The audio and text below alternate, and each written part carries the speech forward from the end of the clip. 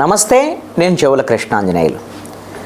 Junior NTR cinema Nannaku Prematho అనుకుంటా ఒక dialogue ఉంటుంది. దాంట్లో ఒక చోట జరిగే చర్యకి మరొక చోట ప్రతి చర్య ఉండేదానికి అవకాశాలు ఉండొచ్చు అనేటువంటిది. ఈ రోజున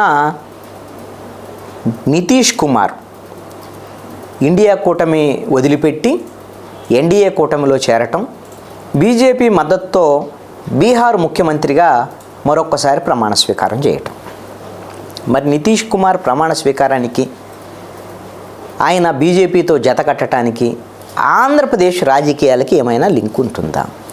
ఆంధ్రప్రదేశ్ రాజకీయాలకు సంబంధించినటువంటి విషయంలో ఒక సమూలమైనటువంటి రాజకీయ మార్పుకి, తీవ్రమైనటువంటి రాజకీయ పరిణామాలకి నితీష్ కుమారు కొత్తగా ముఖ్యమంత్రి కావటానికి లింకు ఉంది అనేటువంటిది నా యొక్క అనుమానం. దీనికి కారణం ఏమిటి అని అంటే, ఇండియా కూటమికి వెన్నుముక లాంటి నేత నితీష్ కుమార్. అసలు ఇండియా కూటమి ఏర్పడటానికి నితీష్ కుమారు కాంగ్రెస్తో కలిసి బీజేపీకి వ్యతిరేకంగా ఒక కూటమిని కట్టడంలో కీలక భూమిక పోషించారు. ఇప్పుడు అదే నితీష్ కుమారు ఇండియా కూటమిని వదిలిపెట్టి ఎన్డీఏ కూటమిలో చేరి ఇప్పుడు బీజేపీతో కలిసి రేపొద్దున లోక్సభ ఎన్నికలకి వెళ్ళబోతున్నారు బీహార్లో.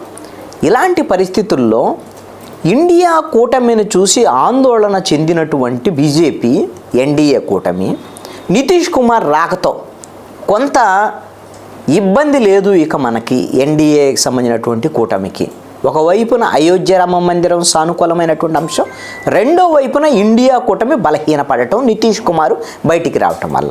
ఎప్పుడైతే నితీష్ కుమార్ బయటకు వచ్చాడో ఇప్పటికే మమతా బెనర్జీ, తృణమూల్ కాంగ్రెస్, పశ్చిమ బెంగాల్లో మేము కాంగ్రెస్కి 1-2 సీట్లు ఇస్తాం, చేస్తే చేయండి లేకపోతే లేదు, మేమే పోటీ చేసుకుంటున్నాం, ఇక్కడ ఇండియా కూటమి లేదు, వ్యవహారం లేదని వాళ్ళు తేల్చేశారు. మరి అసలు మమతా బెనర్జీ ఇండియా కూటమిలో రేపొద్దున ఉంటారో లేదో తెలియదు.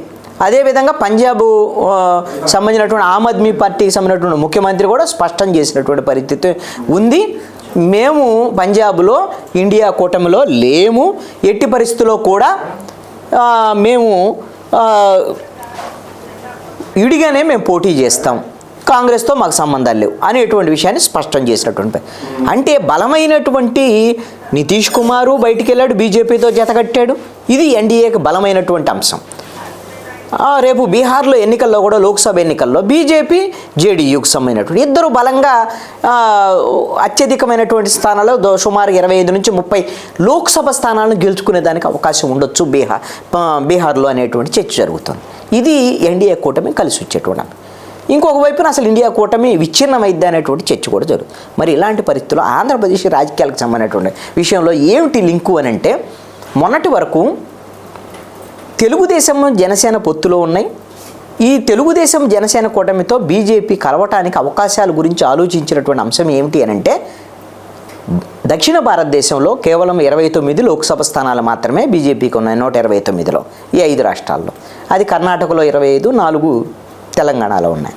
ఇప్పుడు ఆంధ్రప్రదేశ్లో కూడా తెలుగుదేశంతో కానీ పొత్తు పెట్టుకుంటే 3, 4, 5 సీట్లు ఎంపీ స్థానాలు గెలుచుకోవచ్చు. తెలుగుదేశంతో గెలిచేటువంటి ఎంపీ స్థానాలు కూడా మనకు మద్దతు ఇస్తారు. ఒకవేళ కొన్ని స్థానాలు వైఎస్ఆర్ కాంగ్రెస్ పార్టీ గెలిచినా వాళ్ళు పరోక్షంగా ఎలాగూ వైఎస్ఆర్ కాంగ్రెస్ పార్టీ కూడా బీజేపీకి మద్దతు ఇచ్చేటువంటి పరిస్థితులు ఉన్నాయి. కాబట్టి మొత్తం మళ్ళీ 25 స్థానాలు వస్తే మనకు కూడా ఇక్కడ బోణి ఉంటుంది అనేటువంటి దాని మీద ఇండియా కూటమి కాదు అని ఎన్డీఏ కూటమిలోకి చంద్రబాబు వస్తే బలం ఉంటుంది. ఎలాగూ జగన్మోహన్ రెడ్డి అయితే బయట నుంచైనా మద్దతు ఇస్తాడు ఎన్డీఏ కూటమి. చంద్రబాబు నాయుడు ఎందుకు వదులుకోవాలి? చంద్రబాబు నాయుడు కానీ ఇండియా కూటమిలోకి వెళ్తే నష్టం కదా.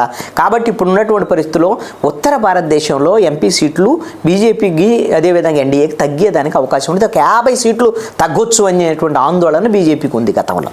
అంటే 303 సీట్లు బీజేపీకి పూర్తి బలం ఉంది, కానీ 50 పైగా సీట్లు ఉత్తర భారతదేశంలో తగ్గుతాయి అనేటువంటి ఆందోళన. మరి దక్షిణ భారతదేశంలో ఆ స్థాయిలో పెరుగుతాయి అంటే పెరిగేటువంటి పరిస్థితి లేదు. అందుకోసమనే అనివార్యమైనటువంటి పరిస్థితిలో తెలుగుదేశంతో పొత్తుకి ఆంధ్రప్రదేశ్లో అంగీకరించాలి అనేటువంటి దాని మీద కేంద్ర అధిష్టానం ఆలోచన చేసింది.